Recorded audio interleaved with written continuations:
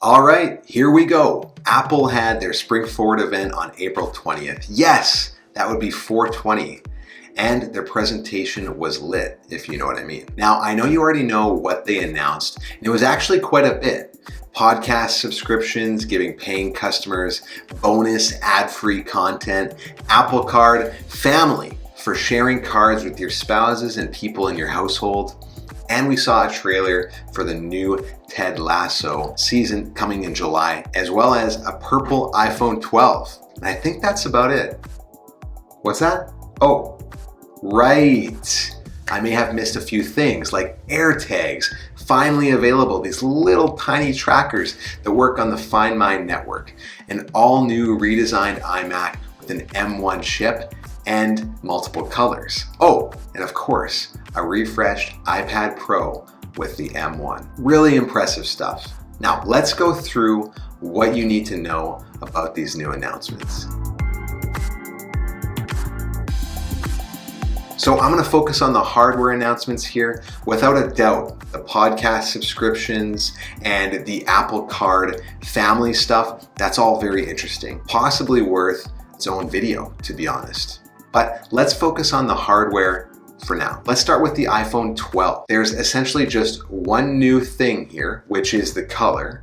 Apple is releasing a super cool purple color for spring. The pricing is the same as the other models. The iPhone 12 mini starts at $979 and the iPhone 12 starts at $1129. Now, it's available for pre-order today, April 23rd, and it will be generally available on April 30th. Next up is AirTags. These have been such a long rumored product.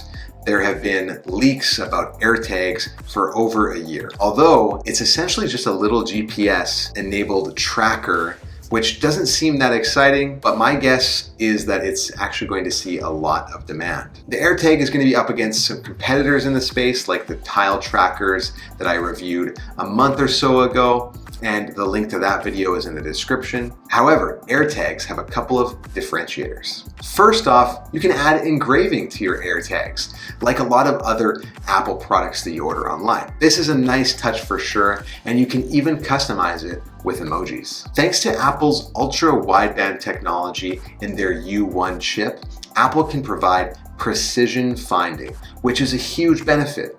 To be honest, even when I ping my tile and it emits a noise, I still find it hard to pinpoint the exact location. So this could be a game changer. Apple has also built in some really clever privacy tools here, including some safeguards against someone using one of these AirTags to track you. If your iPhone detects an AirTag that is moving with you, but it doesn't belong to you, and the owner of the AirTag is not around, you will get an alert on your phone. You can play a sound and locate the AirTag, and then you can just disable it by taking the battery out. Obviously, it seems like they've had to think of some pretty nefarious use cases, but it's not something that I think the other trackers have yet. For one AirTag, it's $39, or you can get a pack of 4 for $129. Now, here's the thing. You can't just link an AirTag to your keychain because it doesn't have anywhere to connect to. You have to buy an accessory of some kind in order to take advantage. That's obviously a downer in my opinion. It purposefully makes you spend more money just to make your AirTag practical. Some will say that's very Apple-like to do that, and I would agree. However, there's a few options for accessories, and there will surely be a whole ecosystem of key rings and straps available. Apple does have a few of their own and a few from third parties on their site currently. The AirTag is available for pre-order today, April 23rd, and will be widely available on April 30th. I plan on getting at least one just to test against my tile trackers that I currently own. Apple also announced a new Apple TV 4K. It's not wildly different, but they did make a few enhancements. First off, the Apple TV is now powered by the A12 Bionic system on a chip. I think a lot of Apple watchers were hoping that it might use the A14, but the A12 is definitely a step up from the A10 Fusion in the previous model. It also unlocks high frame rate HDR, which Apple says is great for sports, So that's really interesting. There's a cool new feature for color balancing as well, where you point your iPhone at your TV screen and your Apple TV can make adjustments to the picture to give you the best calibration for all the movies and TV shows that you're going to watch. Certainly the most interesting part of the new Apple TV is the newly designed Siri Remote. It's a one-piece aluminum design. It's got a 5-way navigation control with a click pad and still maintains the touch gestures from the previous remote, as well as a new circular gesture for fast forward or rewind. The Siri button is on the side, and now the Apple TV remote has controls for power and mute, which control those functions on your TV. That's pretty cool. The 32GB Apple TV is $229 and the 64GB model is $249. You can order it on April 30th, and Apple says it'll be available in the second half of May. Apple is continuing its multi-year transition from Intel to Apple Silicon processors for its computers. They had made a very big splash at this event with a brand new line of 24-inch iMacs. First of all, they have a striking new design. The display and computer is only 11.5 millimeters thick. That's got to be one of the thinnest all-in-one desktop computers ever. The whole thing is less than 10 pounds. Not that you'll want to move it around too much, but you will be able to. The new iMacs come in 6 different colors: blue, green, pink, silver, yellow, orange, and purple. The display is 4480 by 2520, which is a 4.5K Retina display. Apple says it can provide 500 nits of brightness with True Tone technology to adjust the color temperature to match your ambient lighting, as well as anti-reflective coating to reduce glare. They've also upgraded the video and audio experience, which is going to be ideal for the work at home crowd. They now have a 1080p FaceTime HD camera built in, along with a new, more powerful 6-speaker system, and a 3-microphone array that uses beamforming to capture crisp, clear audio for all of your Zoom meetings. It's also configurable with up to 4 USB-C ports, 2 of which have Thunderbolt built in. Here's some cool features of the power cord. This is cool. The power cord is actually magnetically attached to the back of the computer, which is such a smart move.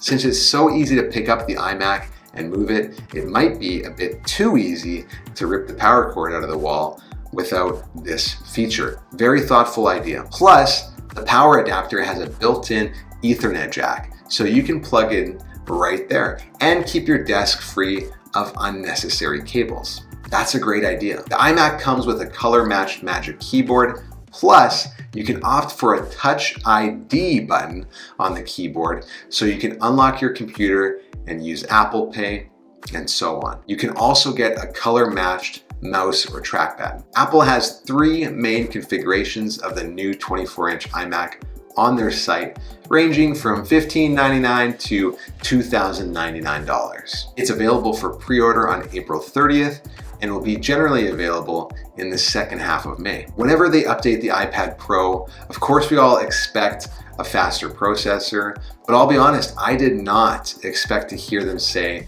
they would be putting the M1 chip into the new iPad Pro, the same processor they're putting into new Macs. Apple touted the M1, enabling the iPad Pro to have a big performance boost year over year. 50% faster CPU and 40% faster graphics.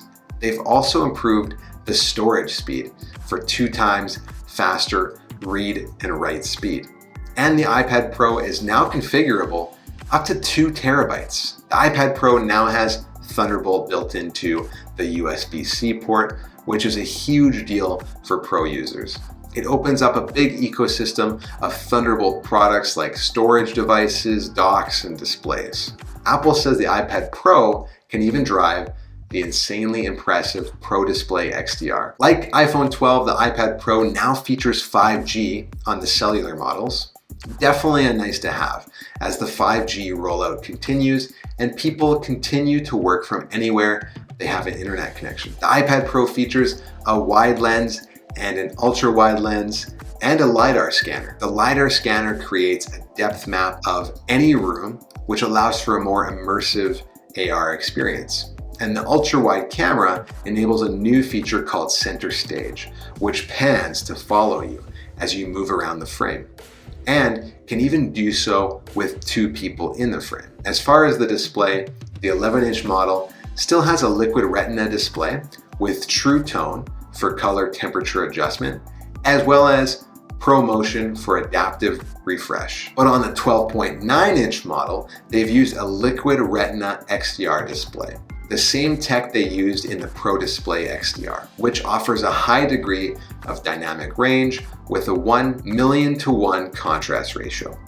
It can deliver 1,000 nits of brightness and up to 1,600 nits of peak brightness. My take is this: the iPad Pro is really getting close to being a computer. There are now a lot fewer use cases where you wouldn't be able to get the job done with an iPad Pro. The iPad Pro has a wide range in prices. It starts at $999 and goes all the way up to $2979, depending on the size you want, how much storage, and if you want cellular connectivity. You can pre-order the iPad Pro on April 30th, and it will ship sometime in mid-May. Well, that's a lot of Apple news for one day. I'll be watching closely to see what the reviews say about these new products, but Apple is certainly making big moves. Their M1-enabled Macs have thus far been extremely capable, and most use cases leave their Intel-based counterparts in the dust. On the tablet landscape, there is just no tablet out there that even comes close to the iPad Pro in terms of capability. AirTags are a yet-to-be proven market. Bluetooth trackers up to now haven't been widely adopted, but I'm guessing Apple is going to help push that along. The purple iPhone is cool looking, so if you're holding out for your favorite color and that color is purple, then you're in luck. Apple also made announcements around their services: new podcast subscriptions, improvements to the Apple Card, more Apple TV content, and so on. Apple continues to push on all the software and services in its ecosystem, and more, they seem to be doing so quite successfully. That's it for now, but let me know in the comments, are you ordering any of Apple's new products? What are you most excited for?